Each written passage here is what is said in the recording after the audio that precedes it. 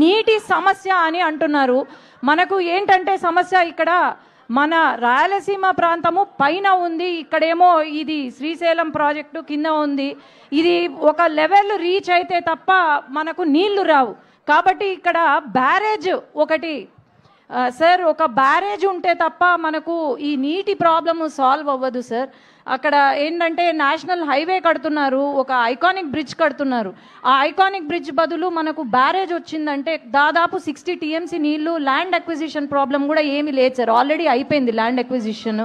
కాబట్టి సిద్ధేశ్వరం దగ్గర అక్కడ గనుక బ్యారేజ్ పడితే అసలు ఈ నీటి సమస్య అనేది ఉండదు సార్ ఎప్పటికీ కూడా.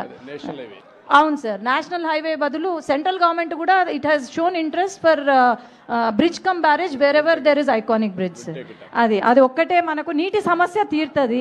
సబరి గారు చెప్పినట్టు ఏదైతే నేషనల్ హైవే ఆ బ్రిడ్జ్ దగ్గర సిద్ధేశ్వరం దగ్గర ఐకానిక్ బ్రిడ్జే కాకుండా దానికి నీళ్లన్నీ పెట్టడానికి ఏం చేయాలో గవర్నమెంట్ ఆఫ్ ఇండియాతో టేకప్ చేసి ఐకానిక్ బ్రిడ్జే కాకుండా రిజర్వాయర్ గా తయారు చేయడానికి ఏం చేయాలో చేస్తాం.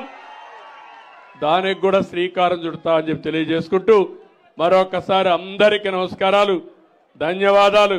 Thank you.